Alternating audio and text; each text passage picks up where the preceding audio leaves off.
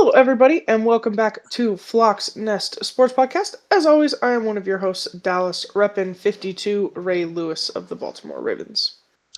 And I'm Brendan Reppin 54, Bobby Wagner of the Seattle Seahawks.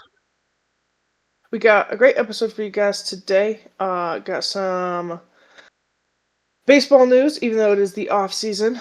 Talk a little basketball, college football, and of course, as always, the NFL. So we are just gonna jump right in today. Brendan, what is going on in baseball?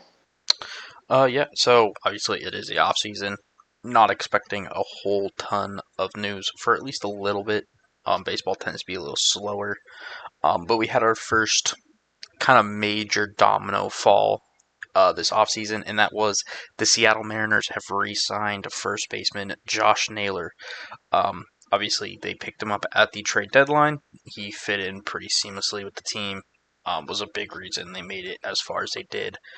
Um, so they get him locked up to be their first baseman on a 5-year.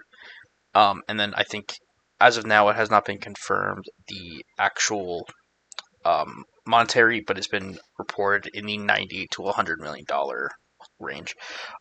So probably 5-year, 20 to like 25 mil AAV, somewhere in there.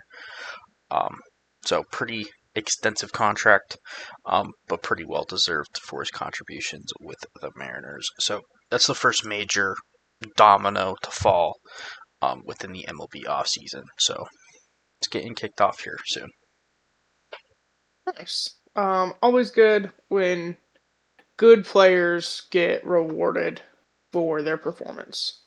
When you pick up a player to help you, and they do. Obviously, the Mariners season didn't quite go the way they had hoped, um, but still really far in the World Series, and for him to be rewarded with that with a big contract is great. So, Yeah, alrighty, well, then we will move on to basketball. yeah. Basketball has very minimal news. The minimal news is LeBron James has returned to the Lakers. Obviously started the season not playing due to that sciatica flare up. But he made his debut last night, and truth be told, looked pretty good in his debut. Let's see, yeah, in debut against the Jazz, he put up only 11 points, but 12 assists, 30 rebounds. Was more of a playmaker in this game, um, but I thought he looked good. Was making the shots he took, which is all you can really ask for. Obviously, 12 assists is fantastic. That's kind of what good playmakers have. So I think that's a huge addition to the Lakers. Obviously, they've been doing all right without him, but with him on the floor, they're just a whole other team and a whole other level they can get to. So I do think, obviously, LeBron is a great addition. I did watch that game, as I knew he was expected to return. He's still LeBron. He's still a great player. He's still playing at a very high level. Um, I do have concerns about what his return kind of will look like for the Lakers. Luka and Austin Reeves have been lighting it up, and they're building a really solid 1-2 foundation, and that is currently the future of the Lakers. So to put LeBron back into the lineup, obviously, he's going to want time. He's not as big of a I need the ball kind of guy.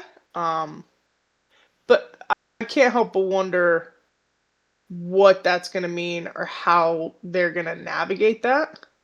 Um,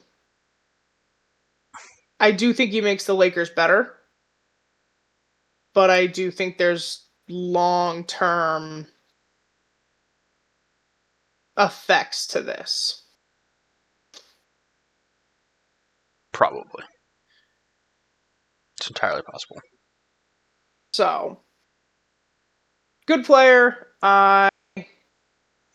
Obviously, to watch basketball, it's better with LeBron out there, and like any sport, it's an entertainment industry. So,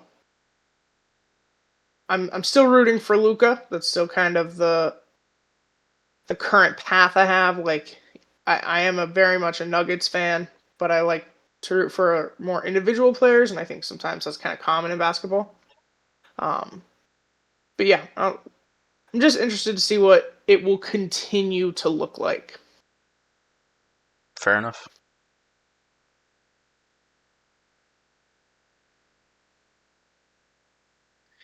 Okay, well, with basketball, pretty much over because it's still the regular season. It's too many games. Um, we will move into college football that had week 12 this weekend. Yeah.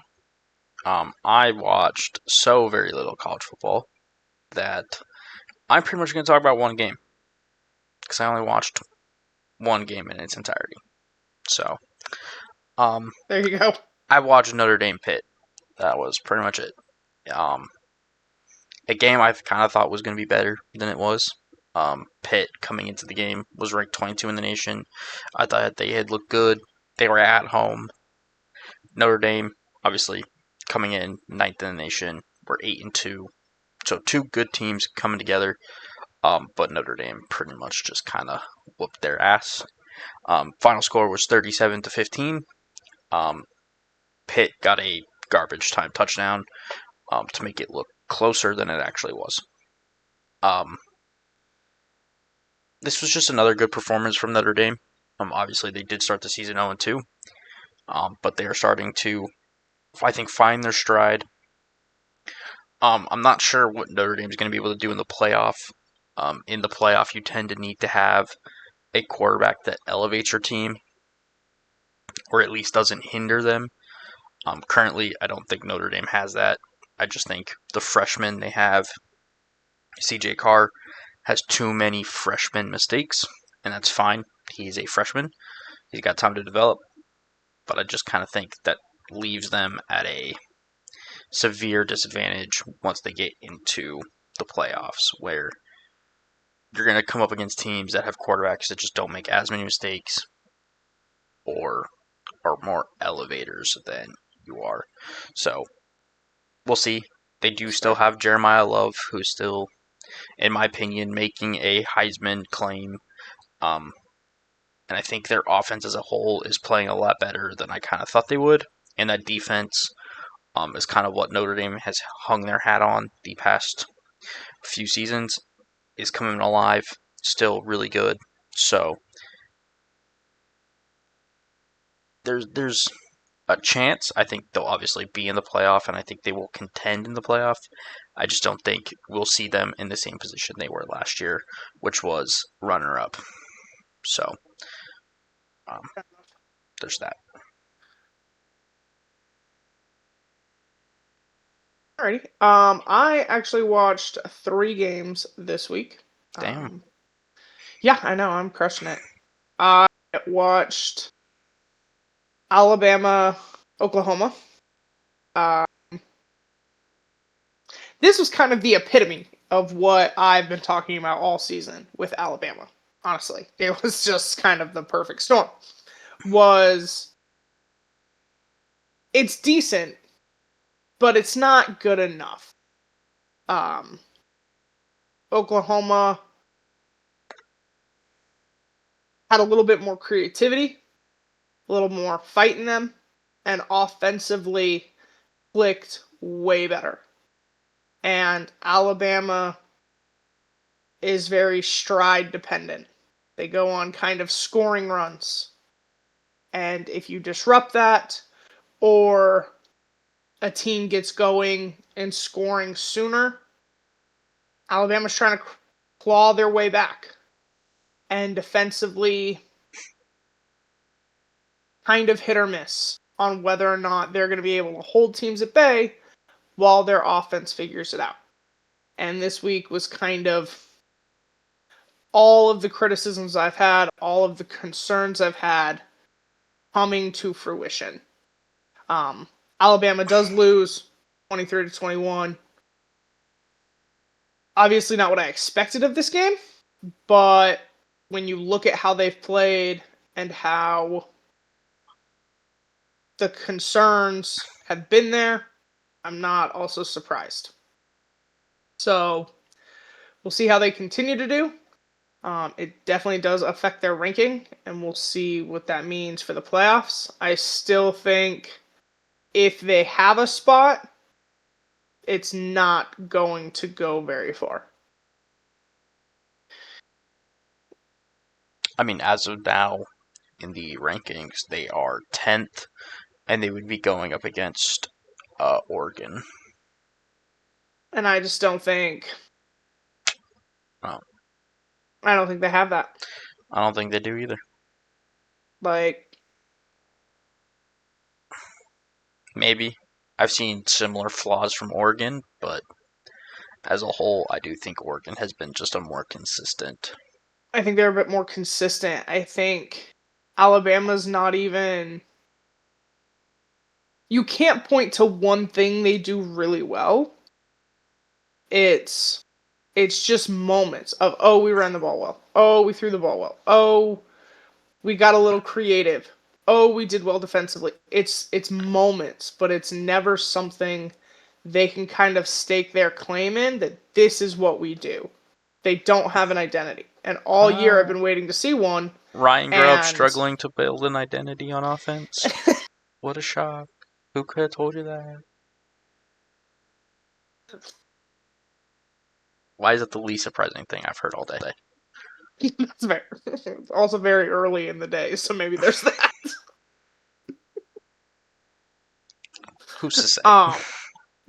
But yeah, there's no identity, and when you go up against even maybe not as talented teams, if they have an identity, Alabama struggles. So, second game I watched most of it. It was over very quickly. Was New Mexico State and Tennessee. Tennessee got the win 42-9. Was not a very exciting game. Was not. Just wasn't. Tennessee just kind of blew the doors off of them. Nobody was surprised. Kind of tuned in. Tennessee was wearing their dark uniforms. It's like a smoky gray kind of thing. That was exciting to see. We see so many different uniforms in the NFL. To kind of see that in college too was fun. But that was not. I don't know who determined that matchup, but it felt unfair. It did not make me feel better about Tennessee. I did just feel bad for New Mexico State. Was kind of how that went. Yeah. And then the final game I watched was Texas Georgia. Georgia gets the win 35-10. I don't really care about either of these teams. Just full disclosure, I don't. I kind of tuned in to see if I could see development in Arch. 12 weeks in, I know how the criticism started. I wanted to kind of see where we were at. I think you can clearly see the talent, and I think it's getting better. I can't help but wonder how good it will ever be right now. NIL has changed college football dramatically, and I'm not sure that Texas has the ability to build a roster that will showcase who and what Arch can be. And that was kind of what I got from this game. I think you saw the talent. I think you saw a significantly better head on his shoulders than we saw earlier in the season. but you can only do so much with what you have. And they are at a clear disadvantage, at least right now.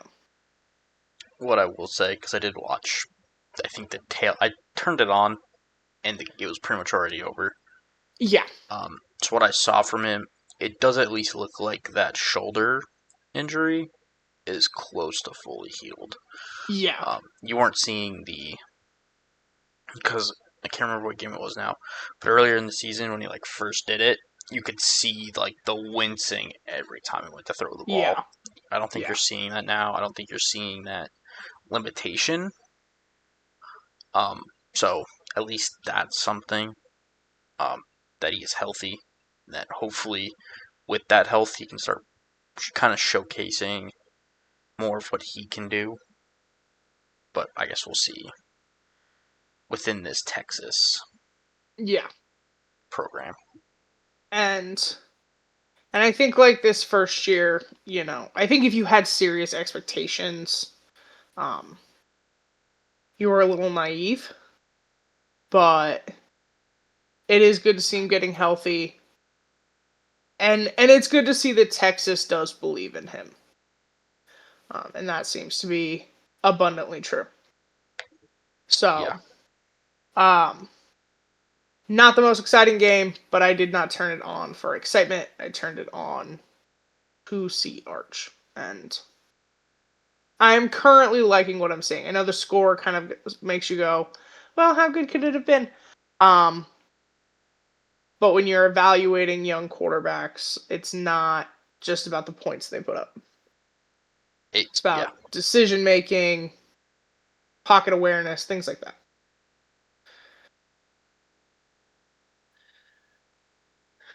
There is a little bit of actual news within college football. We Ooh, didn't have a hiring, we didn't have a firing. We had a hiring.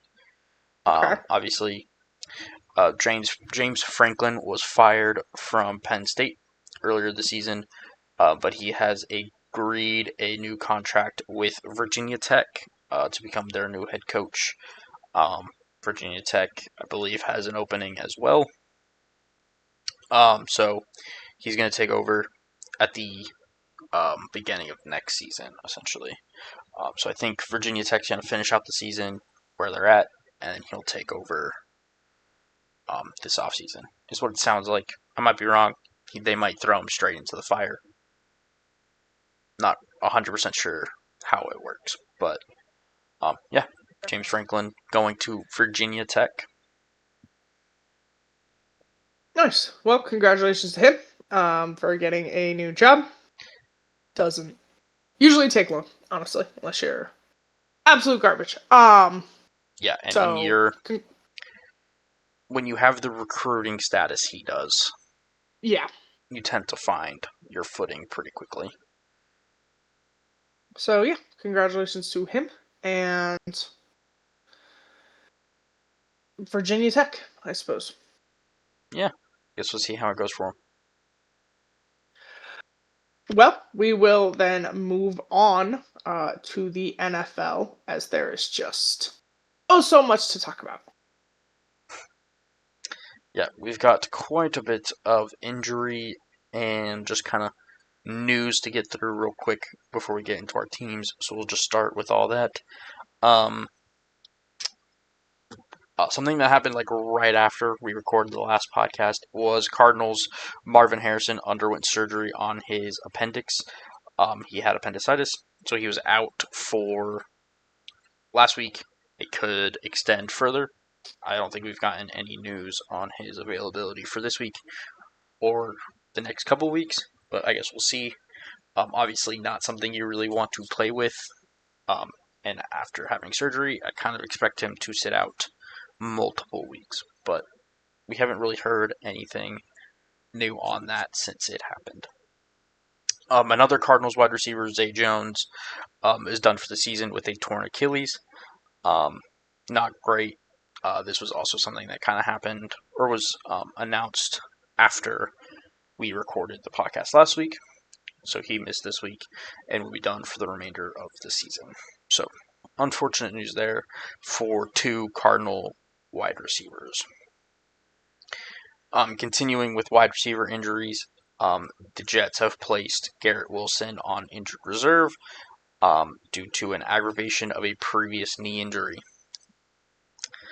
I'm not going to say that he might not have aggravated something, but it's a little fishy, little fishy, little interesting. Keeping it going, the Bengals have put Shamar Stewart on IR due to a knee injury. It does not seem season-ending, but he is going to have to miss 4 games. So not great there for them with their first-round rookie, who obviously didn't start the season or didn't suit up for training camp and started the season. Hasn't looked great, but obviously they have high hopes for him as they took him in the first round. Keeping it going, running back J.K. Dobbins has been put on IR with a foot injury requiring surgery, and that likely ends his season. Really unfortunate. He was having a career year in Denver. Was looking pretty good for the Broncos, but just gotta see. Such a talented running back. He's so good, and it just cannot buy.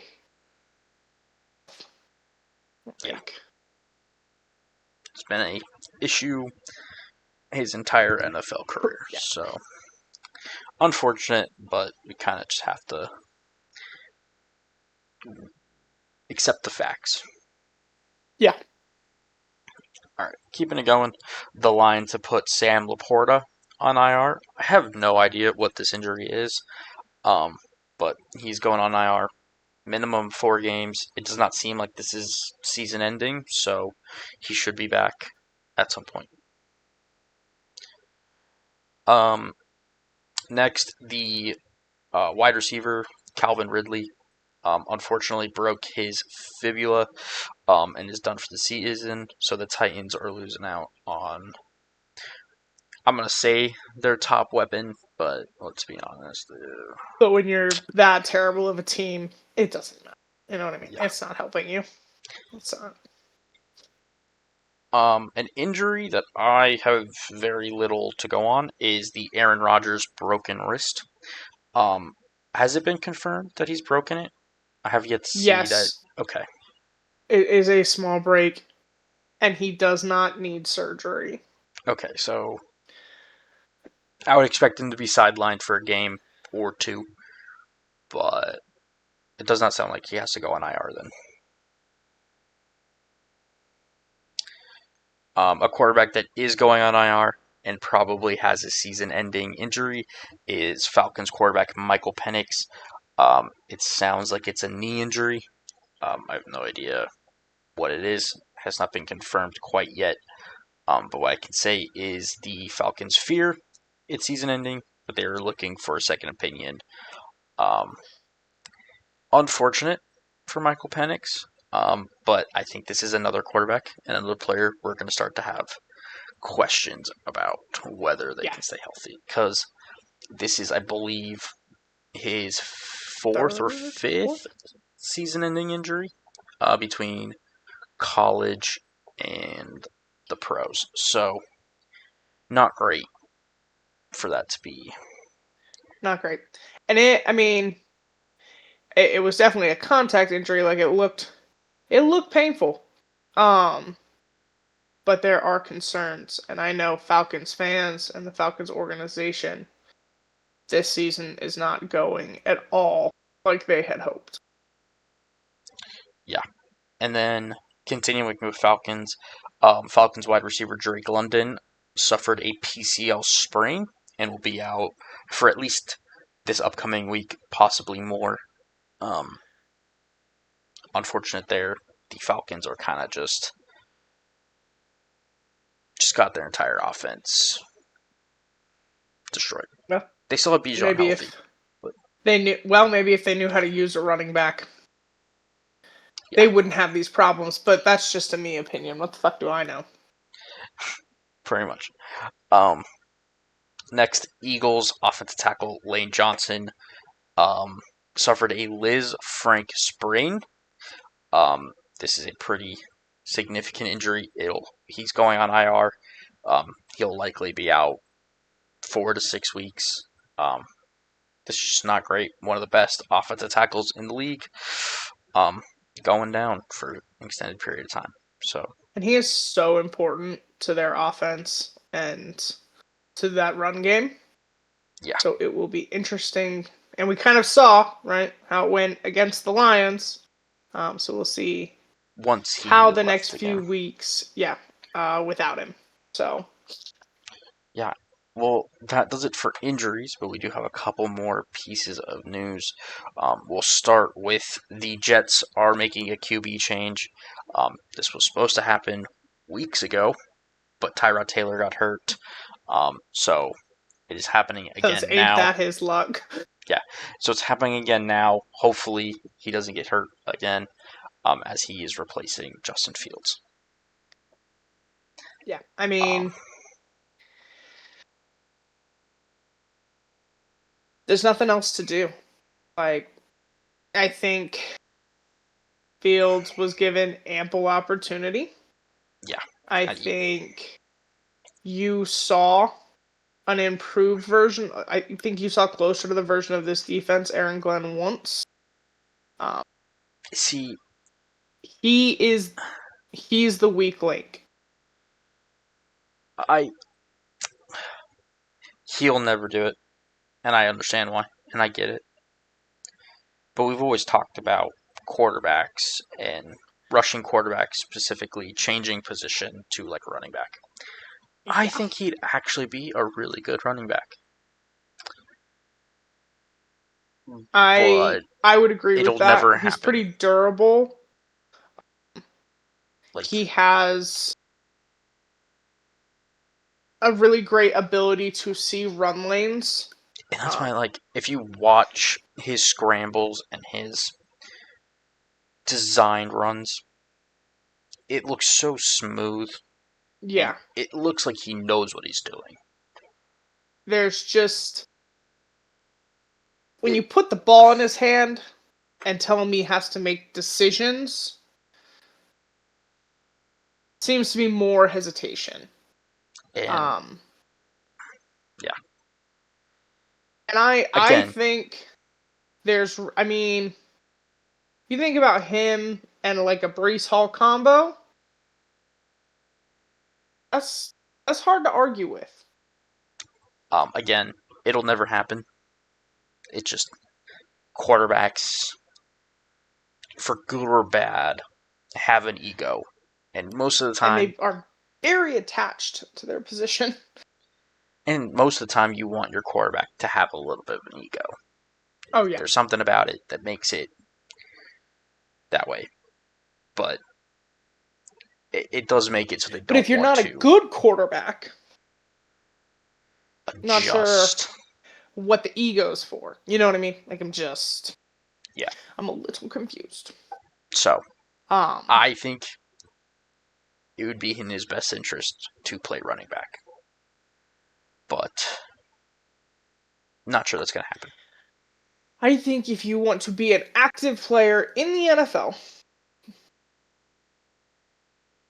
that would be a good idea. If you would like to spend the next 5 to 15 years jumping around the league, signing bare minimum contracts as a backup quarterback, then by all means, stay a quarterback. I mean, that's not a bad way to Because live. It's not. that's what the future holds. And I guess You if have, yeah, you have outliers. You know, Gino was the the backup in Seattle same, for years.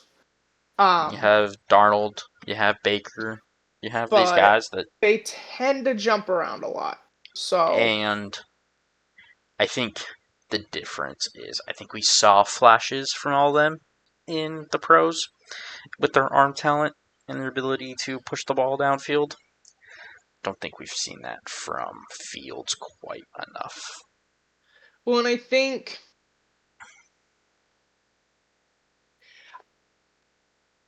when you think about all the other guys, right, they had years.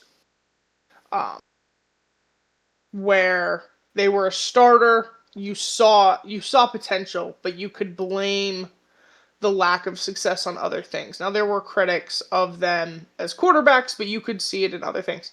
Then they had a couple years as like a backup or jumping around, and then they went and found their spot. Fields has just been jumping around, Yes. trying to prove he should be a starter, and he has not proved that. And I don't think he's really going to. I would doubt it. So yeah. We'll see.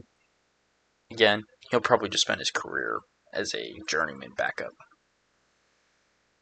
Yeah. So, and then the last bit of news, is Bengals Jamar Chase has been suspended 1 game, for unsportsmanlike conduct.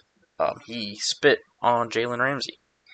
Now, has Jalen Ramsey been suspended? So, no. It's a little peculiar. You don't usually get suspended for punching a dude, though. Like, they eject you, they fine you, they move on. However, well, that's actually not true because they've already suspended Brian Branch for the same thing. When did that happen in the game? Okay, I guess that is the one difference. But you still punch somebody. I feel like. Not to justify, right? I knew watching the game, right? And it had my attention. AFC North matchup. If the Steelers lost and I had won, it did put the Ravens in first place. When Ramsey hit him, I was immediately confused. I knew Ramsey something happened. Tends to be an even-keeled defensive back. And I know that that's kind of like an oxymoron, right? Because those people are crazy. But he does not haul off like that. He hit him. That was wrong. Sure, fine. Kids, don't hit people lest they spit on you. And then I'm going to be honest with you, I have to kind of agree with Mike Tomlin here. Do what comes natural. To then say I didn't spit on him, bro, it's the NFL. Do you not know how many cameras there are? Do you not know, like, like, if you never watched a football game, I'm confused. Like what kind? Like, because when you think about Jalen Carter, right? He was not suspended because he sat pretty much the whole game. I thought that happened in the second half. That's why I thought there would still be a suspension.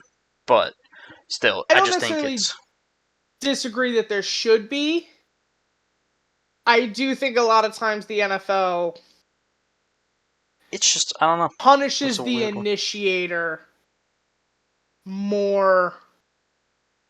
And that's fair. Than the responder. Thinking about it. Like,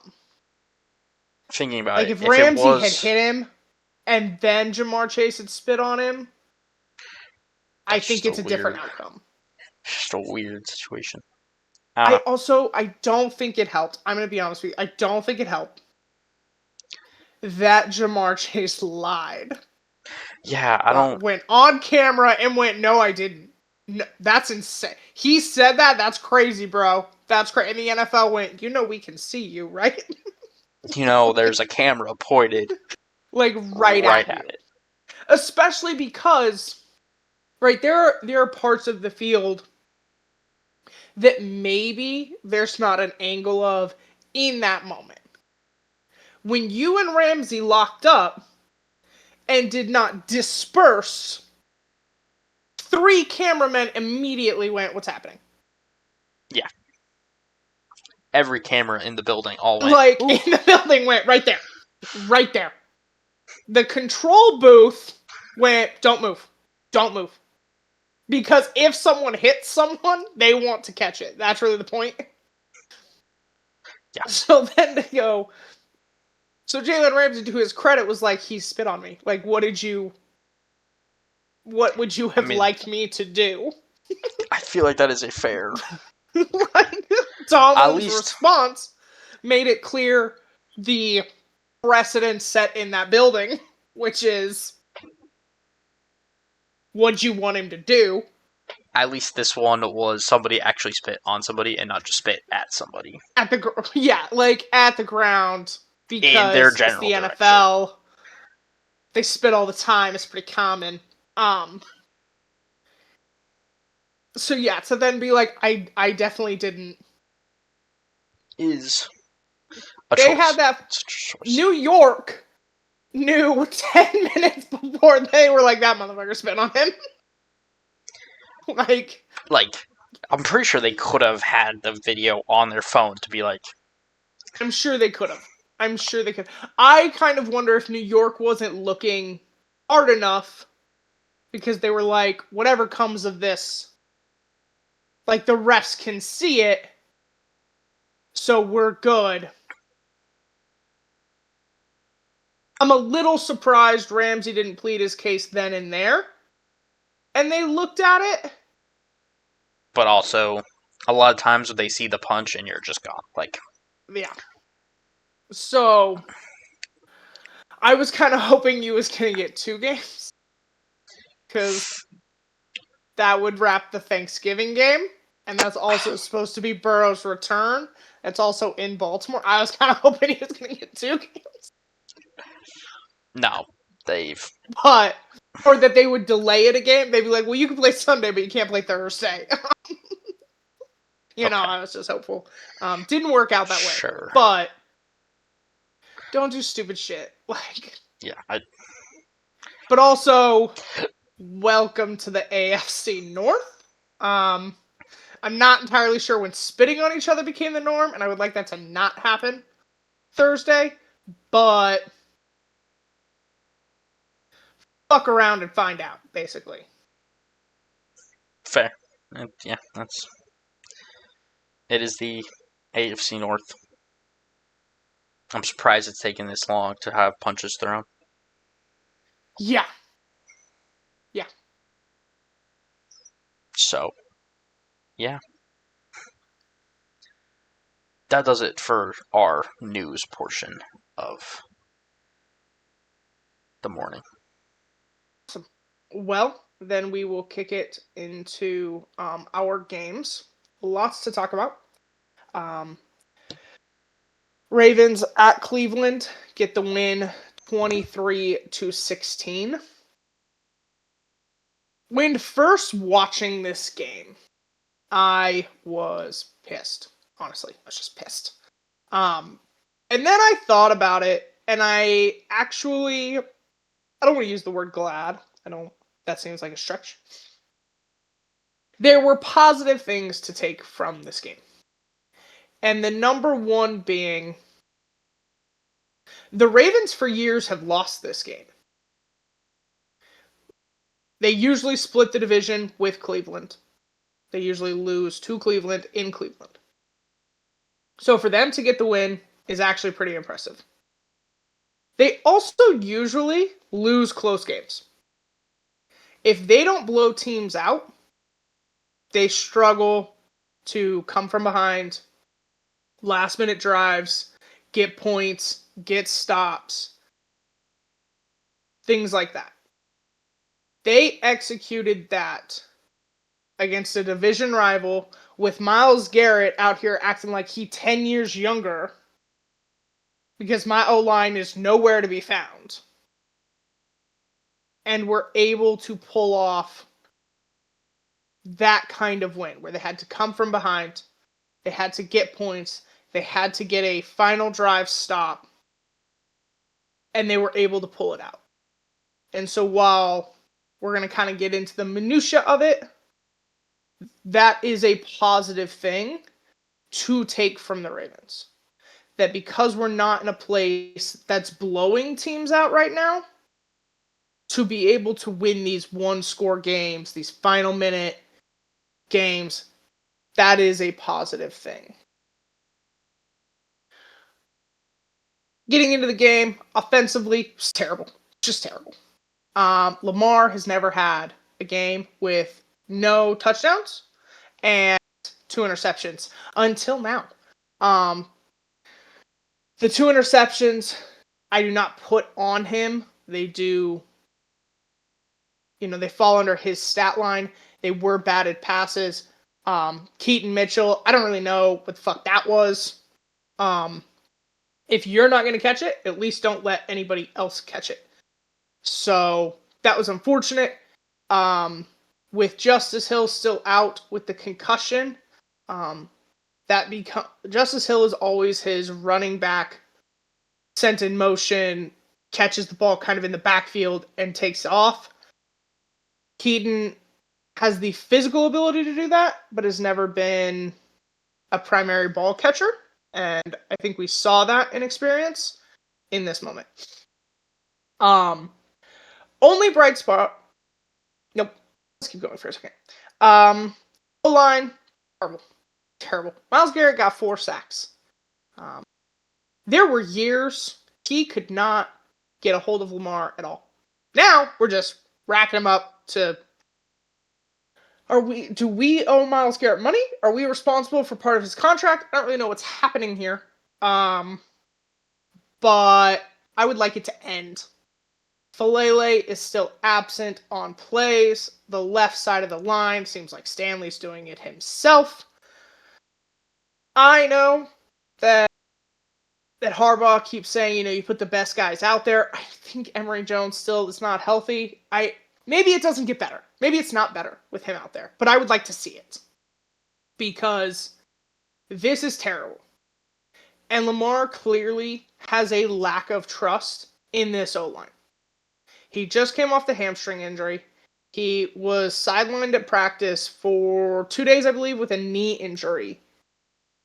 He is not running the way that he can and the way that he should be. That is a big part of what makes him the threat that he is.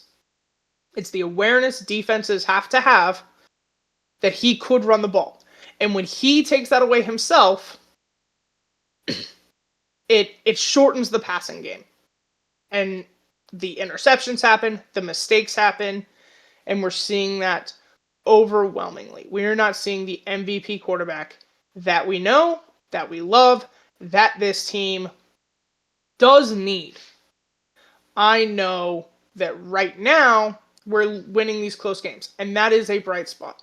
However, when we play better teams and better quarterbacks, he needs to be able to execute in that manner. So, that O-line has got to figure it out. And now, only bright spot of the game was Mark Andrews. Very early on, first drive, they did get him a good reception. It does make him the all-time receiving leader for the Baltimore Ravens at 5,777 yards, I believe. He is the first tight end for the Baltimore Ravens to be a receiving leader. So that's really great. He had a great game. His fake tush push called the Hurricane. Obviously, I think if you're a Ravens fan, you've seen that. Like, everyone's kind of talking about it. Great fun. I thought he executed it really well. He did hit the top speed of his career at 20.8 miles per hour. So that's pretty impressive. I didn't know he could move that fast, and I don't think they knew he could move that fast. He is the 4th Raven to crack 20 miles an hour this year. So very exciting. Also interesting that play was designed and put in this week. It's not something they've kind of had keyed up and waiting for an opportunity. So it was great to see. I think we are seeing a little bit more of that creativity from Todd Monken that we've been wanting to see. They did say there were intended quarterback runs called. They just didn't work out, and I think that comes from trust in the O-line.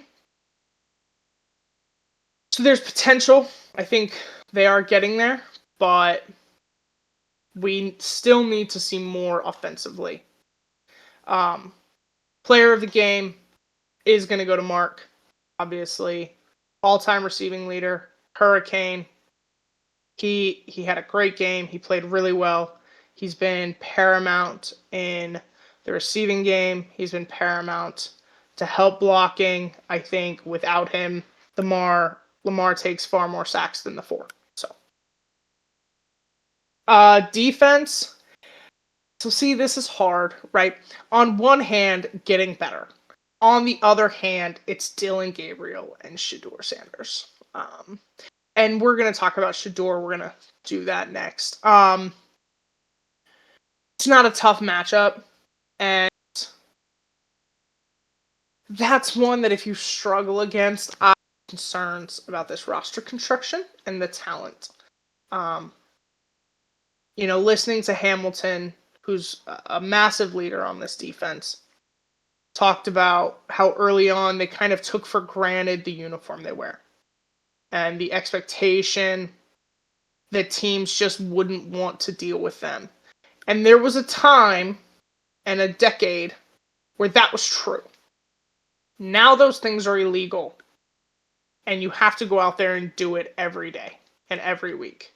And so we're seeing increased physicality, we're seeing better in takeaways, and we're seeing more effort. Still not good quarterback. So it's hard to be like, how much better are you versus who we're playing. Player of the game is going to go to Chidobe Awuzie, who has been great. He was a great addition. Very important in the run game as well as an extra corner. He did make a very critical end zone pass breakup in the fourth quarter to keep the Browns from tying it up. So that was really great to see. That's been their kind of Achilles heel, is the deep passing game. And when Gabriel first got out there and started throwing a bit more down the field, we saw those struggles.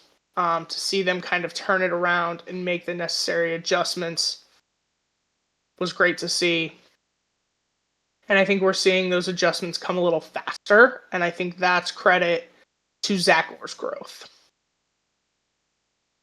Special teams, obviously, critical mistake with Humley dropping the punt return, obviously allowing the Steelers to pick it up and then kick a field goal.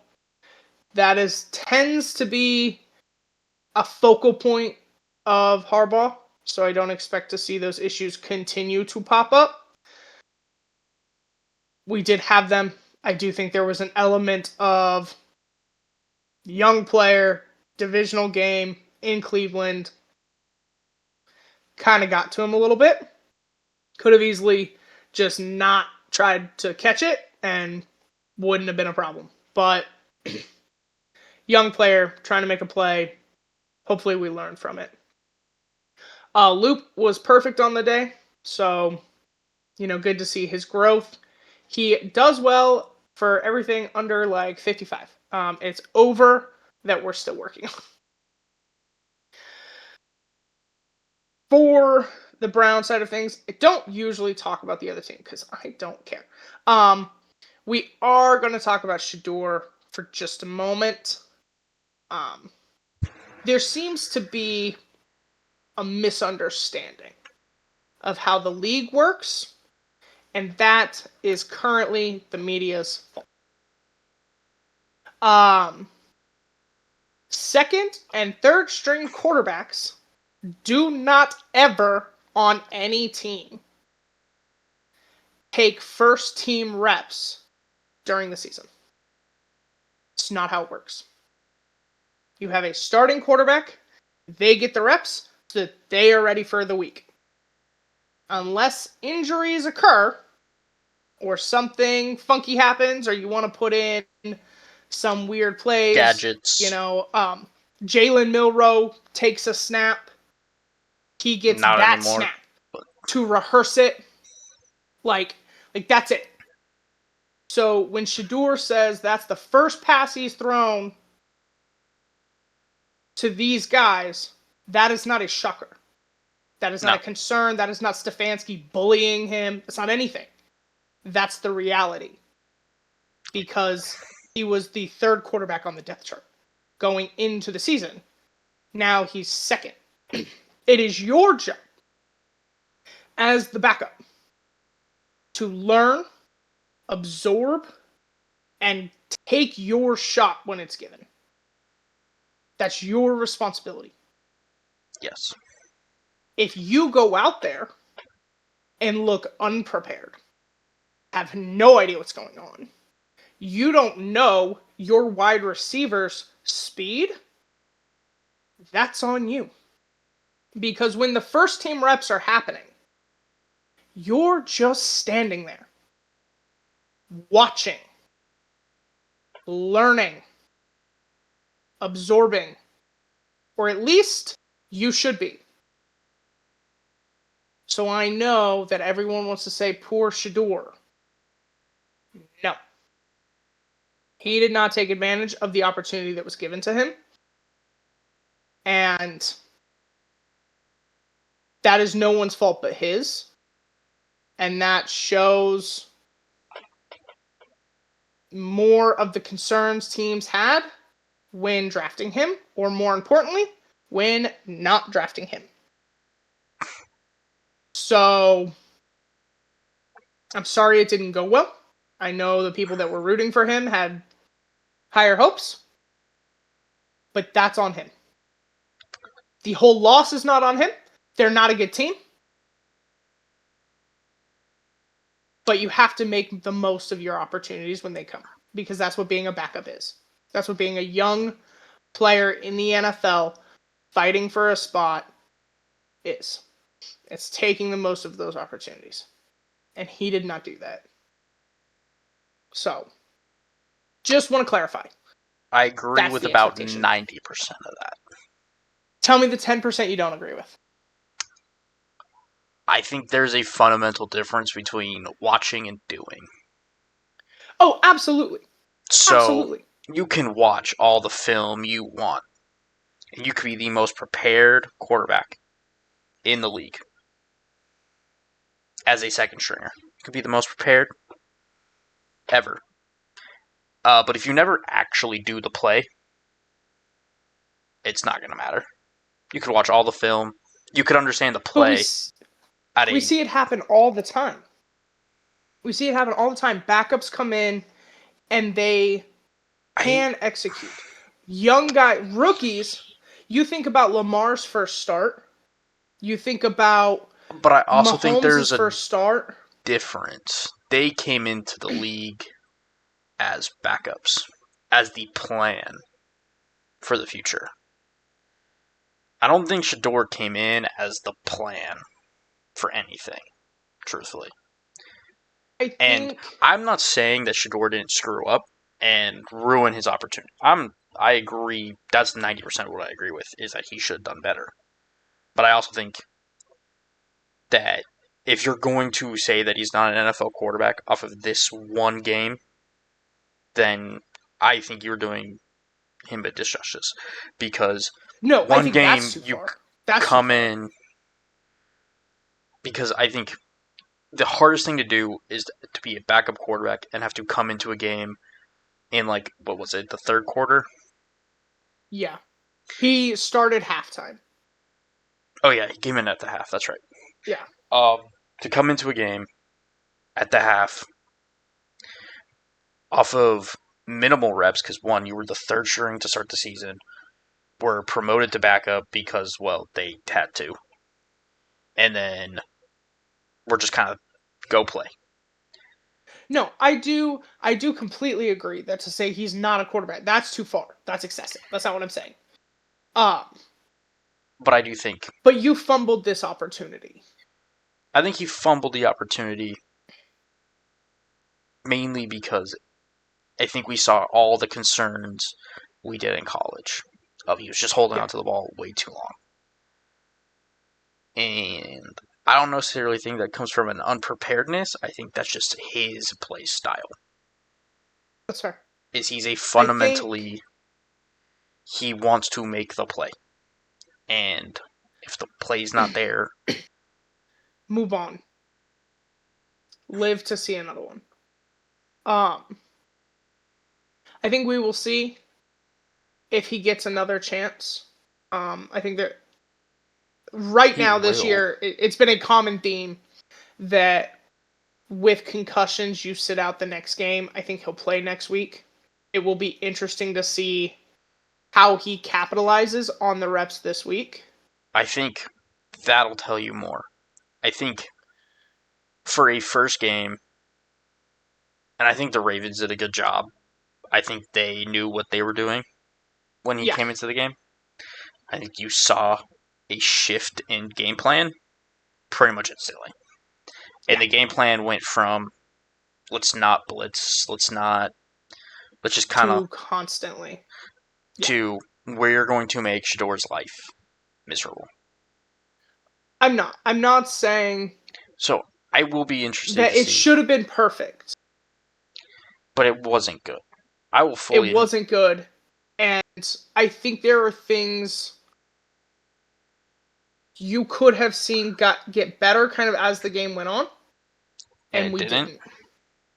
What I will And say though, I think he should there be was a clear judged. lack of preparedness. I think he should be judged more for how he does in this next game than how he did in this one. I Is where I'm at. think, if nothing else, it was a wake up call. If nothing else, I I struggle because he did look unprepared. But how much of that is you just didn't get reps to? But also how much, and maybe this isn't fair, but when you think about the other issues we've seen, the other, Yeah, how call much them of that personality is traits, just you not putting is in you the didn't effort? put in an amount of effort. Did you ask? Like, not did you ask a wide receiver to hang out with you for an hour after practice? 20 minutes? Quarterbacks do it all the time. You didn't ask your number one wide receiver, hey, can you run routes with me for 20 minutes? Just in case. Oh, okay. Had to think about it If for a you've second. never thrown him the ball, I have to assume no. Probably not. There's an element to being a quarterback in the NFL that is self-driven. It's why we criticize Kyler Murray. It's why Again, I think Manziel didn't succeed. I'm not saying that there isn't. You're not right. That having the reps is different than not. I'm just not sure that up until last week there was self-motivation the way there could have been. probably not. But I will say this. I think I understand where people are coming from. I think if you're going to judge him on if he starts this week. If he starts this And week, that's fair. I think that'll be the more important game to go off of than last week in his half a game. If it looks bad in his first career start with the Browns, then there you go. But until then, Play the the Raiders. Raiders So, it with has to the look. exception of Max Crosby in your face, You have which to. is going to be a problem, No, that's going to suck. um, But you have to look better. You that is simply. manageable. Yes. That is manageable. So. So yeah, I just um it's just not what other people are turning it into either. Yeah. I don't think. Yeah. I think there's definitely concern, but I also think if he starts against the Raiders, that should be the game that has more weight to it. That's fair. That's So 100% fair. if he goes out and I'm not going to say like if he goes out and looks fantastic against the Raiders, don't crown him the best quarterback in the world. Yeah, calm down. It's the Raiders. But if he goes out It's just and at least looks competent. passable, that we see improvement, we see the effort. Good enough. Good enough for me. You don't even have to win. Just show me the effort. Look like shit. Because that was yeah, that's what that was. Final little notes on the game. Injury news got out mostly unscathed. Keaton Mitchell did stay in Cleveland overnight for examination on a chest injury. I do not have more information than that. I do know he returned to Baltimore the next day. Hopefully he will be back soon, especially if Justice Hill continues to be out. So, mostly unscathed in the injury department. That does kind of do it. Obviously, they play the Jets next week. So with quarterback change, hopefully they can continue this winning streak in their quest for the AFC North. Fair enough. With that being said, I do believe that wraps it up for the Ravens game this week, and we will move on to Seattle. Yeah. All right. For the Seahawks, this was a just ugly game. Just not great. Seahawks lose 19-21 against the Los Angeles Rams. It had the feel of a division game, and I think in my preview I talked about how this was going to be an important game for the Seahawks, and that this could decide not only the division but the conference. And I still believe this game did have some weight, but I also did say if they lost, it's not the end of the world. However, there was a lot of very concerning things from this game, but there were some positives. We'll start with the concerns, and the concerns were on offense. Darnold was just a disaster this game. It's just, I can only put it that way. 4 interceptions, none of which were good, all of them were shit, all of them were bad. And I'll be the first to admit, prior weeks, some of his interception luck was not great. You had balls bouncing off of helmets, you had just kind of random unlucky moments. This was the first game where I felt every interception was on him. The decision making was just not there. And I was afraid of that. Because in this game, it just never felt like he was set and was confident and was in it. He seemed uncomfortable from the very beginning. And that's not good.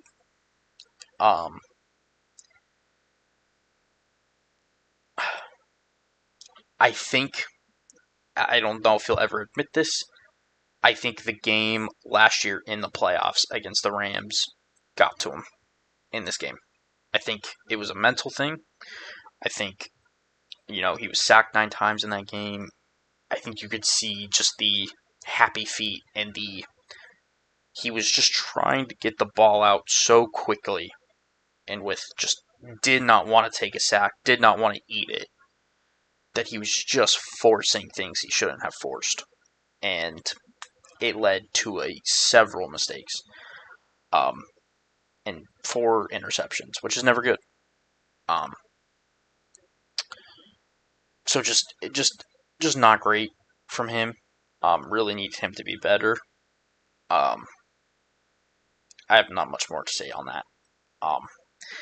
Turnovers have been a problem this year. They were a problem last year with Geno. They've been a problem this year with Darnold. I don't. The only difference is the offense is at least moving the ball this year, even with the turnovers. I think we saw it. Even with all the turnovers, the Seahawks moved the ball well. They got to the red zone 4 times. They did struggle in the red zone. They went 1 for 4 in the red zone, so not great. That's not a good touchdown percentage. But they did at least move the football. JSN was great still. Had that beautiful 100 catch on the sideline. Had another 100-yard day. Continues to be a bright spot on this offense. AJ Barner was really good in this game. I thought he had some really good blocks in the run game. Was good in pass pro at times, and was just making really clutch catches. Some of them on third down, some of them just to make sure it was third and manageable. I thought he had a great game. And then K9, I thought was another one that had a really good game. Obviously found the end zone for the first time in a while. Um, I think the Seahawks didn't really have a reason to give it to anybody else. He was kind of the reason they were moving the football the way they were on that drive. Looked good there. Um, so for the offense, despite all the issues, they still looked good enough this game. And I think I don't want to play that game, but if Darnold throws 3 interceptions instead of 4, we might be talking about a different game. But he didn't, so it doesn't matter. Defensively, they did everything they could to win this game. They really did. Without the defense, it would have been a blowout, and it would not have been close. They had the Rams had one drive that they took and pretty much dominated the Seahawks down the field to score. Otherwise, they made them work for everything. Had them in several fourth downs. Just played about as well as you could hope for. The first touchdown the Rams scored, they had to try 8 times from the goal line, or from goal to go. They played out of their minds. They were relentless, even with all the adversity they were having to overcome. It was great to see them. However, the defense did not record a sack and could have been better at times. They allowed explosive runs, which they hadn't done all year. So that's not great. They did not get a sack, which, again, for the team that's second in sacks this year, not recording a sack is not good. You have to be able to get to Stafford. You cannot let Stafford have a clean pocket. You just can't. But all things considered, I think the defense held their end of the bargain. I think the offense let them down. I really think Sam Darnold let us down. But I think he'll bounce back. I'd still have faith in him. I think overall, could he have been better? Yes. I will say the last 2 drives of the game, he looked more comfortable and looked better. Obviously, the touchdown drive at the end, and then the drive that got us within field goal range to win. I will say that drive, I do think they could have managed the clock better, but I still think it was impressive enough to get us into field goal range. Offense player of the week, I don't really have one. It's probably JSN. He continues to just be good, but it's tough when the offense was kind of the reason we lost this week. And then for defense player of the game, I have Ernest Jones. I thought he played well, but really I have him as the defensive player of the game and the week because of his comments after the game. I think they summed up how all of us are feeling. For those of you that didn't hear, to quote him, this is what he said in the press conference. He's our quarterback. We've got his back. If you have anything to say, quite frankly, fuck you. And that is what he said in the press conference. So expect a fine. I'll let you know when he gets fined and for how much. But I think we needed that. I think the Seahawks needed that. I think that shows real leadership. And I do think that shows what this team is and how connected they are. I don't think we ever saw this in the Pete Carroll days of Seattle. Because there were times where Russell Wilson would have this kind of game where he'd rely so heavily on the defense, just turn the ball over. And I think you could see the defense just kind of deflate, and there was a animosity between the two. I feel like I don't think we're seeing that with this team. I think this team is connected, and they're gonna fight for each other. And I hope that fight will get them to where they want to be this year. Um, so I have nothing to say on Sam Darnold. I still think he could be the quarterback to lead us, and I think he is still possibly the future of this franchise. But um, the concerns are there. So, um, big takeaway from this game, though, is given everything that happened with the 4 interceptions, the offense and the defense struggling at times, the Seahawks still had a chance at the end of this game to win it. They had a 61-yard field goal, which would have been Jason Myers, tied for Jason Myers' career long on field goals. He missed. It's really no surprise. No surprise he missed. He's not a great distance kicker. That's never been his strength. It's unfortunate. He was perfect on the day. I thought he was a large reason Seattle was still in the game. In terms of he just made every kick that was given to him. He just couldn't make the last. It's unfortunate, but it's fine.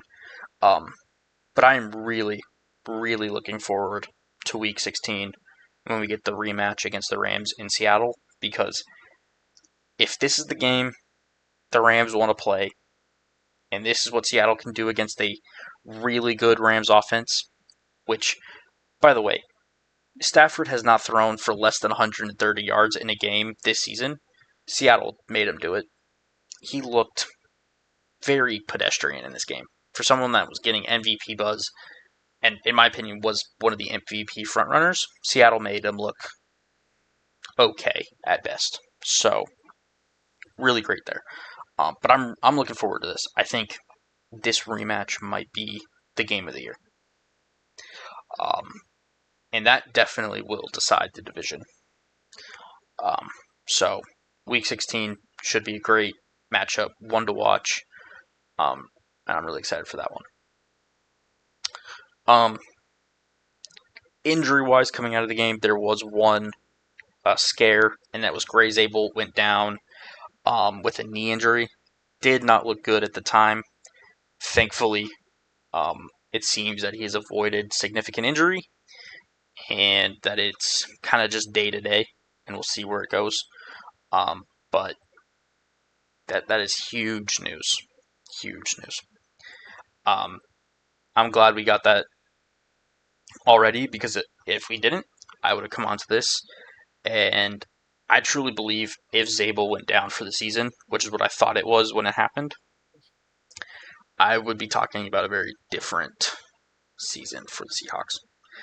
I don't think you can quantify how much Gray Zabel means to this team right now. Just with the mentality, with how he's been playing on the offensive line, if they were to have to be without him for the rest of the year, I really think you could have just waved goodbye Seattle's chances for literally anything.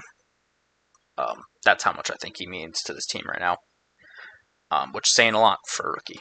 So, really good news that he's not done for the season, and that it seems to be a minor injury. So, that's great. And then just some other news. The Seahawks did make a couple moves this morning. They released 2 people off the practice squad, signed 2 people to it.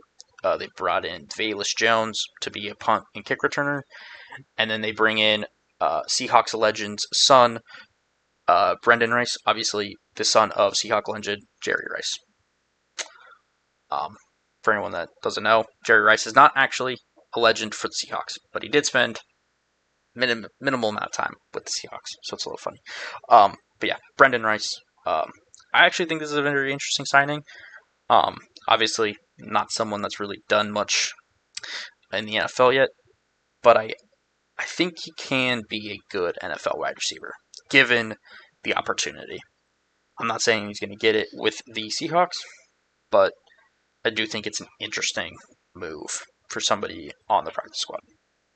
So that's really it for the Seahawks. Disappointing week in terms of the game, but again, I think the matchup will be really fun and really exciting. So, Um, it was a good game. I did not expect y'all to still be in it at the end, based off how it went. I think it's hard when you're watching these games because these games happen with every quarter, right? Um, Lamar, right, had his first game ever in 8 years. No touchdowns, 2 interceptions. Every quarterback has these moments. When, though, you're still trying to prove that you should be a franchise quarterback, and it's one of the tough. things you've struggled with in your career is interceptions and decision making and holding the ball too long. And those things pop up. What sucks I is don't it want to say wasn't it's an is overreaction. he overcorrected the whole holding the ball too long, Yeah. and that was the Um, annoying part. I don't know that it's an overreaction to immediately be concerned, but it does kind of cause fans and critics to jump on it. Um, It's a but he little. has played well. I do think we'll continue to see. Um, I think how do I put this? I think this game meant a lot to him, and I think just that mental aspect of really he kind of got in his own way. It was the Rams that kind of ruined his shot with the Vikings. Yeah. Obviously, that playoff game did not go well. That was the Lions, wasn't it? So it was the Lions in week 18, Okay. and then they played the And then the Rams in the Rams. playoffs, and the Yeah. Rams beat them, but he was sacked 9 times in that game. Yeah. So And I think the mental aspect of it's the team that knocked you out last year kind of ruined your chance in Minnesota that got to him.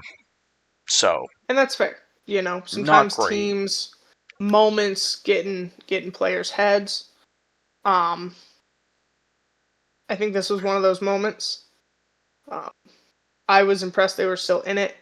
Definitely shout out to your defense. I loved Ernest Jones' press conference. Oh my god. Um, I've there's not a better example of team camaraderie than things like that. Um, I, I think it was interesting to see because last week the Ravens had kind of a similar moment.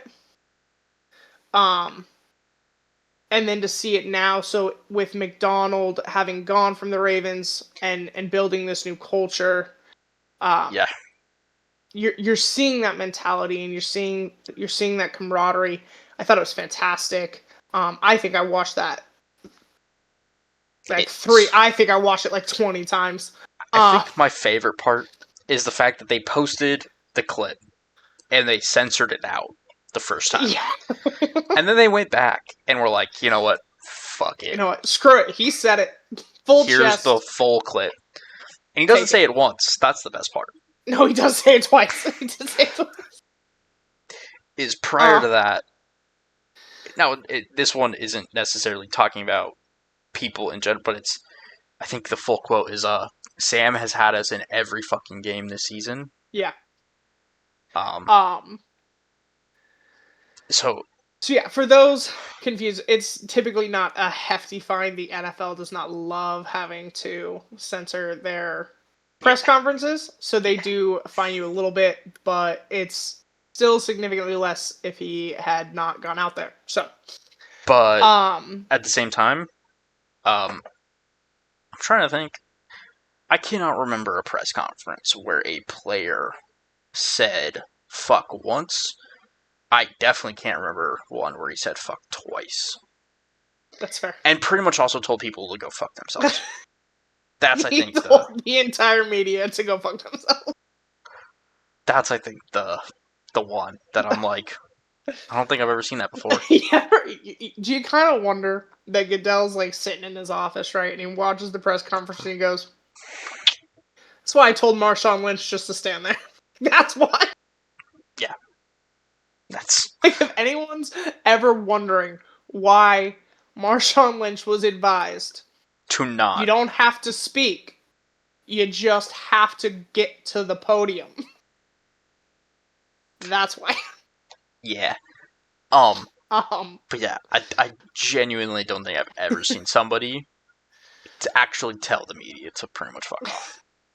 I Which loved it. I thought it was I great. think I think we need more of, honestly. I think we absolutely need more of it. I think we just I need think players speaking their minds. I think so often you see coaches kind of shoot back at the media. Um, I think when players do it, it's just See, I like it. there's So something special about it. it has to be the right way, okay? Because I think we'll Yeah, see occasionally you'll see players do it, but they'll do it in like a subtle, almost not in like a kind of bitchy way. No, this is just yeah. a Or in a weird way, right? Because yeah. if you're a Seahawks fan, we all kind of remember Richard Sherman's very odd freak out on a reporter after a game one year. Well, it was after the NFC Championship, and that was the year they went on to win the Super Bowl. It was just odd, because when he did it, everyone was kind of like, "What's happening?" Um, really, So yeah, it was. I I think I that enjoyed one's it. funnier. I think that one was better. I Because that that poor one, reporter that was like so confused. She was well, like, he wasn't attacking the reporter. He was really just talking no." shit to a wide receiver. It was just weird. Test me with So yeah, this. I enjoyed it. I thought it was great. I think it definitely shows the camaraderie. I think it's what this team is building. You're seeing that culture change. Um, he had a bad game. Yeah. Hopefully, we'll just move on. I know you don't care so much and you don't love how it happened, but I am gonna say shout out to Devonte Adams for his 1,000th career catch. Did come Also, on his touchdown. that is like a funny So stat line. Devonte Adams had one catch for 1 yard and one touchdown, and it was his 1,000th mhm. career reception. So it's a little funny. Um, Worked out perfectly. Pretty much. Um, he did have like 3 drops in the game, so might There's need to clean that. that one up. But Um, fair enough. but still, shout out to him. And yeah, I think it was a good game. I think the Seahawks are very much still in it for the division. And I agree. I think week 16 will be very important. Yes. All right. Well, if that does it for Seahawks, we will move on to our games of the week. The displeasure, honestly, is kind of what it was, of watching 49ers Cardinals. Brock Purdy's Yeah. return, kind of exciting, kind of not, like, also, who cares? 49ers get the win 41-22. This was a terrible game. Yeah, no, it wasn't very close. The Cardinals are not a good team. I think you're getting more from Jacoby Brissett. I think the 22 points is kind of clear on that. You're getting Yeah. more offensively, but it's not enough to compete in this division, to compete in the NFC, and to compete in the league as a whole. Like, sure, you could probably take on the Titans. No, they did lose to the But Titans. That's one of their losses. The Titans well, only they had win. Kyler Murray. The Titans' only win was against the Cardinals. But they played Kyler Murray, so it's like. But they still lost. to the Titans. trying to give Brissett a little bit more benefit of the doubt. And that's fine. Also, while we're talking about Jacoby Brissett, shout out to him for breaking the record for most completions in a game. That's yeah.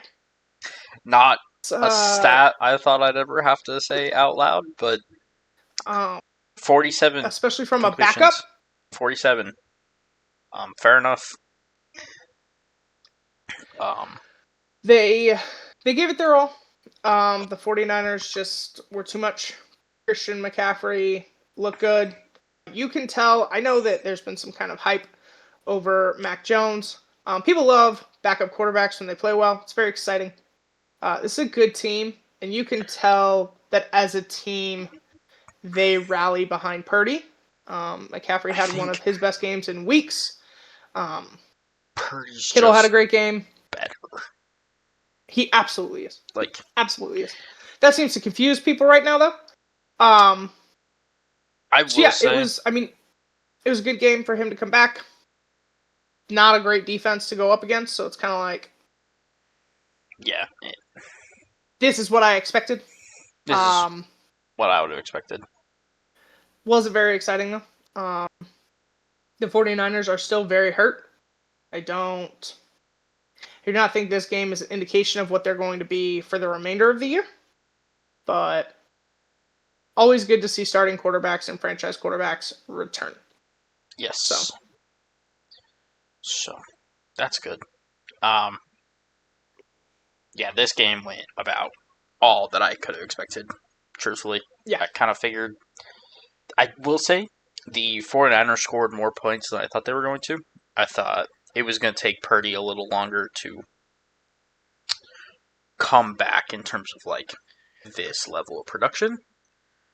But you also played the Cardinals, so yeah, there's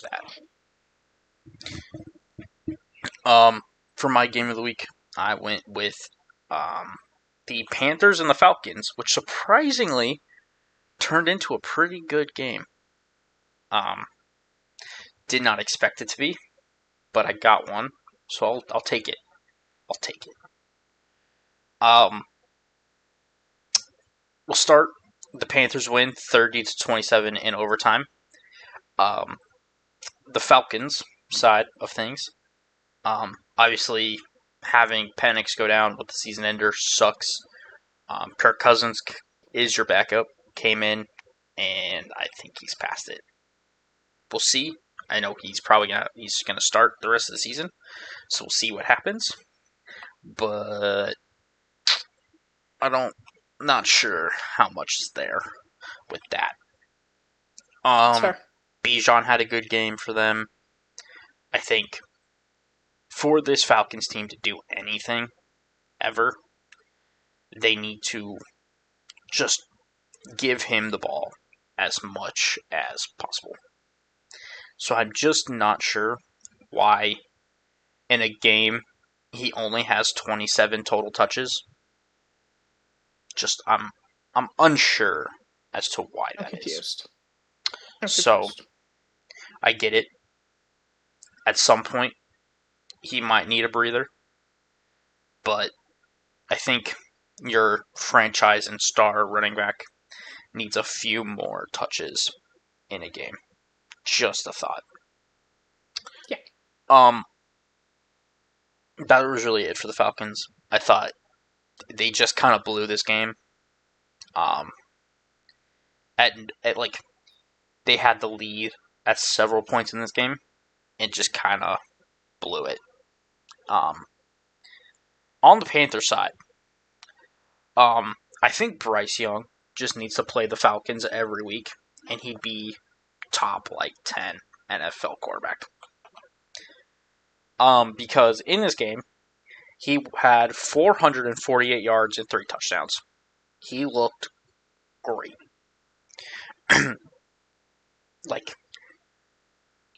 For a Carolina team that has relied so much on running backs this year, they only had 67 yards rushing in this game, which for them is not a lot.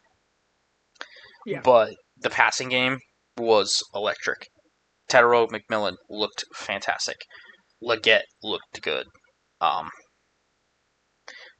there were some big plays from other people down the roster. Like, I just think for somebody that has not shown a lot in his 2 games against the Falcons, Bryce Young has looked fantastic. So I don't know what it is. I don't know what it is about the Falcons, but He's just got their number. you need to start doing it against other teams. It's really Yeah. where we're at. But Well, yeah, great game from Bryce Young. The Panthers obviously get the win in overtime. Really cool. The annoying thing is, the Falcons are now 3-7, and their first round pick belongs to the fucking Rams. So I'm not happy. It's probably going to be a top 5 overall pick. Going to an already good Rams team is not helpful. Yeah. No, that's fair. It was definitely a good game. Better than I thought it was going to be. I do not know why the Falcons hate Bijan Robinson. That's really the only conclusion I have at this point. I just don't know what that is.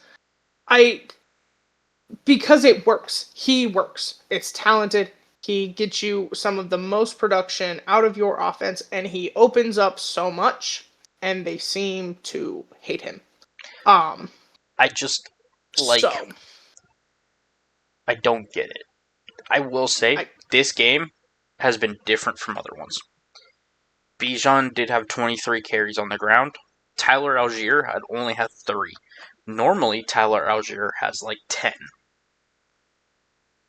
So, I guess that's a change.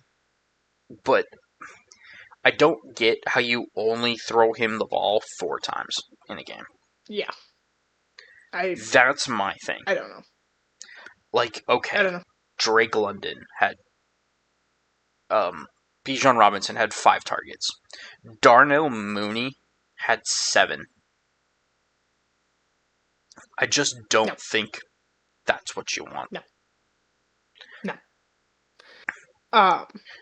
Like, Drake London having 9 is fine. I think Drake London's a great wide receiver. Kyle Pitts with 3 is fine. Tyler Algier having 2 is what it is. I don't think that's bad or good. And then, I don't know who David Sills is, but he had 2. So, no idea. But only throwing the ball at Bijan 5 times seems like a bad life choice. Because seems like a miscalculation. What he can do with space and as a just runner of the football is second to none. So I don't know why the Falcons at times just refuse to involve him in that way. Yeah. But I don't know. The Falcons are a weird one. Bijan is still good. I just think they could be using him slightly better. They could be capitalizing more on his ability. I think we've seen in the games the Falcons have won, Bijan has been a significant reason why. And has been far more productive in those games. So, really unsure where they go from here, but they need to figure some stuff out. Alrighty. Well, if that does it for game of the week, we will kind of take a broader view. Any other thoughts on the week? Talk about Broncos Chiefs, because I did think that was a pretty good game. Obviously, it was division rivals. Broncos going into it 8-2, Chiefs going into it 5-4. It was a surprisingly tight game of like nobody was scoring touchdowns, but like it was still good offensive performances. So Yeah. there's that. Um, the Broncos this year just seem like that team that, like the Chiefs from a few years back, and I think it was the Vikings from a couple years ago, where every one score game just seems to be going their way. Like Yeah. it's just they have these fourth quarter comebacks and all these one possession, one score games just seem to be going their way. Um, what that means for their playoff success is up in the air, but I mean they keep winning games and they don't ask how, they ask how many. And if the Broncos just keep winning, then I think it's fairs. I do think they are. They have one of the best records in the league. I don't think they're one of the best teams in the league. But Yeah. I look, they have a commanding lead of their division right now. Um, it was a good game. It was one of the better Bo Nix games that we've seen in a while. Defensively, they are phenomenal. defensively, the Broncos are legit. Offensively, it's pretty terrible, and it's been pretty terrible. I don't get it. Um, I don't. I expected this to go a little differently. Um, it was a good game, despite kind of the lack of offensive production from both teams. Um, I think I think we are seeing the end of a dynasty. I think we are. I think we're finally. I just think there isn't. I think if you just And look Andy at it, Reid has one of the best records all time coming out of the bye. So to come out of the bye, and look like this, play this level of football was surprising. Um, I expected better. yeah, Um, I just think this. I think the Chiefs. I think Kelsey is coming to the end. I think, I do think they still have decent weapons beyond that, but I think for teams that's so dependent on his success at times, with him coming to the end, it's not great. And yeah, then I think this defense has just gotten a step slower, and I just don't yeah, think we're seeing them quite have the impact we would expect. Chris Jones has not been the Chris Jones we've known we've in the come to past. expect. Yeah, And then like their other really big contributors on defense just haven't had the same step that we've seen. So, nope, I um, completely agree. Right now in the AFC, the Chiefs do not have any of the tiebreakers. Unless the final wild card spot comes down to them and the Ravens. So there is a possibility at this point that the Chiefs do not make the playoffs. So, it's a real one. I will say um, their schedule does get significantly easier. yes, the kind of reality is if they lose next week, then there's a good chance week 17 against the Broncos again, they will have the possibility of keeping them out of the playoffs. So, It'll be interesting to um, see because if the Chiefs have one of the easier remaining schedules in the league, they're going yes, up against the Colts next week. That should be a good matchup. The Colts are very good. Should be a tough one. They then are going against the Cowboys, who I think they should be able to beat. the Texans, who I think they should be able to beat, the Chargers in Kansas City. I think that one, without the Chargers having an offensive line, I think that one's a pretty easy game for them. They then have the Titans, which is just a cakewalk. They then have the Broncos in Kansas City.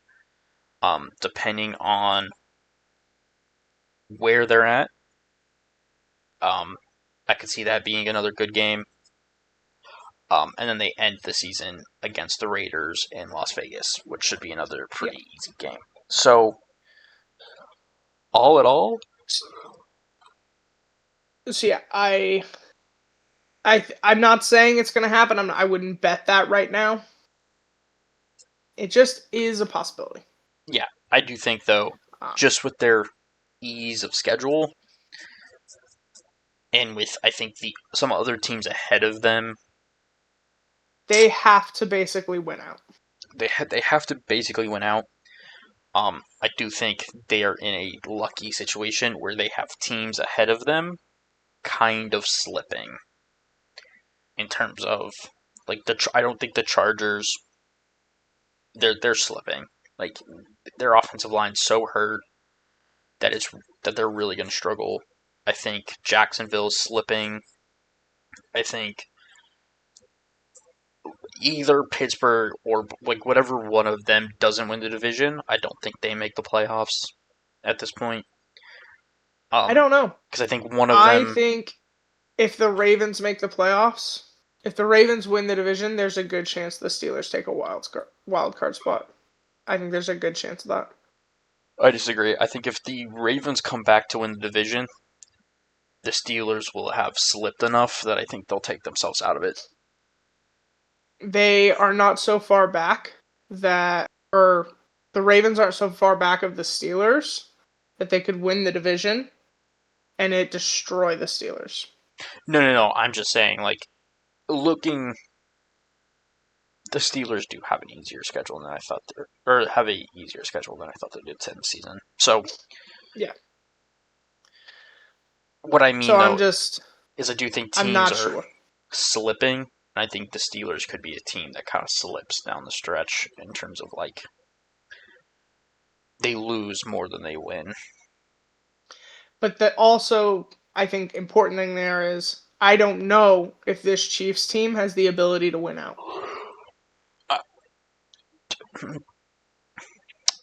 It depends, I think, on a couple things. But their schedule is easy enough. I think they can. It'll come down to certain things, I think. But I do think their schedule is favorable for winning out. Fair enough.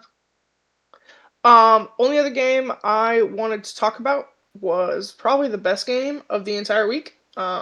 Was Buccaneers Bills. This was a great game.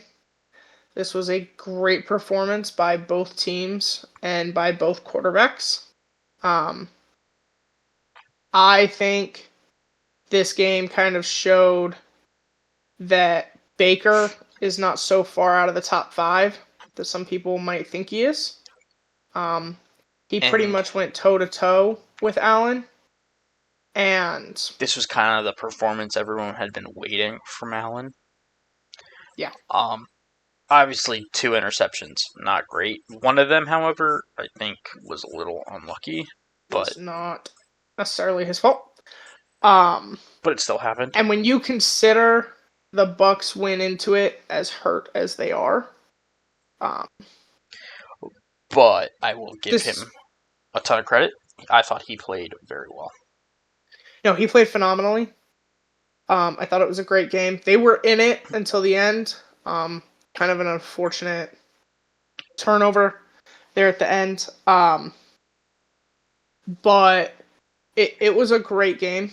And I know because of the injuries and we're not seeing the explosiveness we had hoped, people are kind of writing off the Buccaneers for this year. I think this team has a lot of promise, and I do think we're seeing the best version of Baker, which is a dangerous quarterback in the NFL. Yeah. Um, I think they have to start getting healthy, first of all. But I do at least think the Buccaneers are in a division where they will, um, Pretty easy to win their division. yeah. The only competition they have is currently the Panthers. So, yeah. And that's not, you know, Um, that's what it is. yeah. So yeah, I just thought it was a great game. I thought it was great. I think it It was deserved all the definitely attention it got. a shootout, and it was kind of Yeah, deservingly. I think that was the only way that game ended was a shootout, in my opinion. Just glad we got it. yeah, definitely. We've been kind of missing that this year. Yeah, there's only been a couple. So they're always a lot of fun, always great games, and it did not disappoint. No. Final thing I just wanted to touch on really quickly. Commanders Dolphins did officially wrap the international series for the NFL. They had their final international game in Madrid. It was a game. It was a decent game. It was fair. It It's happened. It's Commanders Dolphins. It's not. I don't know what you want. The game was played. But it did happen. It did go to overtime, I believe. It did. Yes, it did. And so that was disappointing. I'm sure the people in Madrid though really felt like they got their money's worth, so that's good. Kind of a extended game.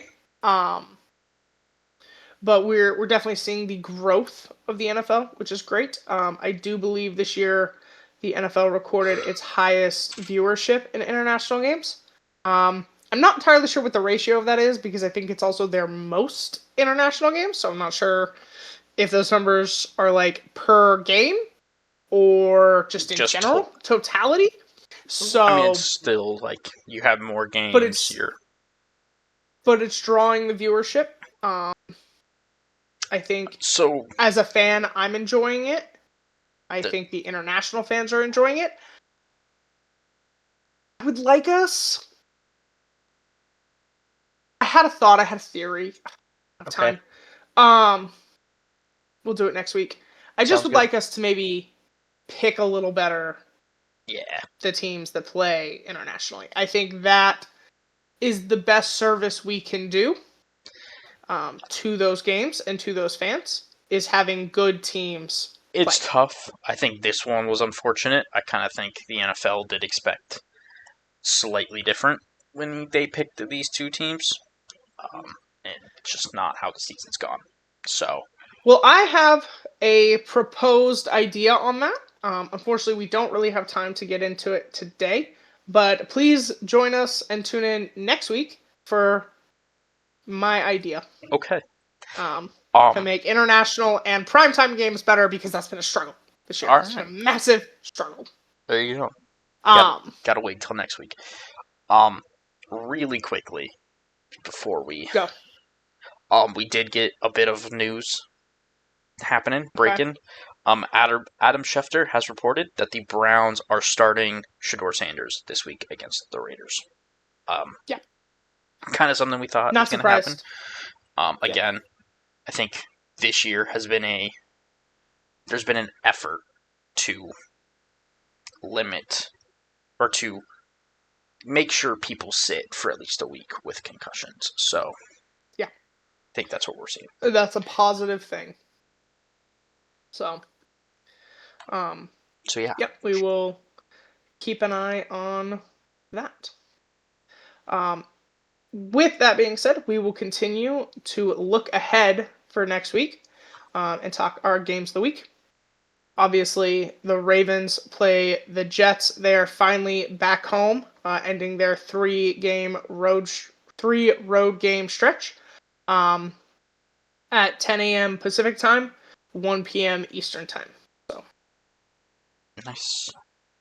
The Seahawks are taking on the Titans in Tennessee.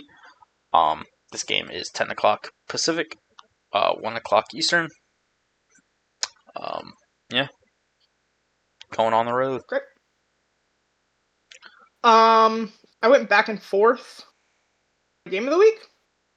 With the current news, I am going to shift slightly. I am going to watch Browns versus Las Vegas. I know I just watched the Browns, so I do apologize for kind of the doubling up on that. I want to give Shador a real look, and with a week of preparation, I came on here and I had my opinion, and I don't think I'm off base, but I want to see what a week of prep and a week of first team reps looks like. And I have not watched the Raiders yet this year, so we're going to do that.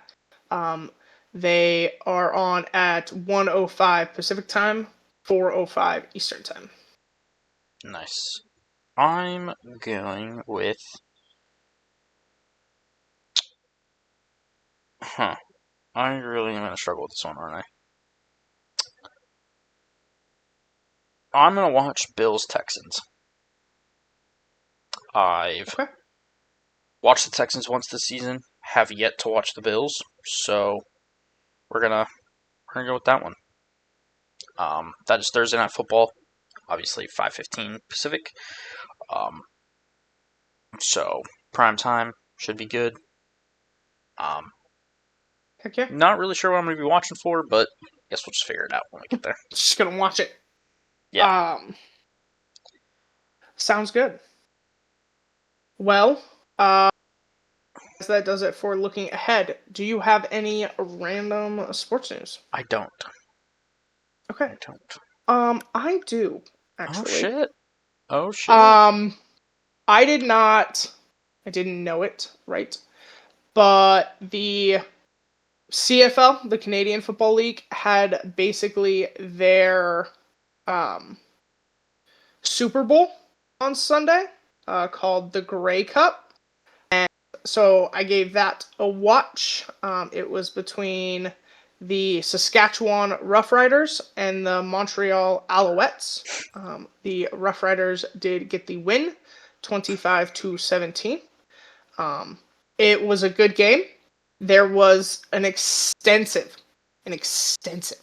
amount of Googling done during this game because they're not that different, but you don't know that when you're watching it. There's a lot of questions. And not a criticism, just a reality. In the NFL, when you watch a game, the announcers kind of over-explain the rules and the analysis, and sometimes it gets a little old. The counter to that is the CFL doesn't do it at all. So, if you've never watched it before, you feel a little lost. And that is kind of what happened. But it was a good game. The arm strength on CFL quarterbacks is phenomenal. It's crazy. But it was a good game. It was a lot of fun. Congratulations to Saskatchewan. And yeah, if you enjoy the CFL or the Grey Cup, I hope you enjoyed it. I did. I don't know that it will become a regular watch for me, but for this event and its importance, I was glad I was able to tune in. Nice.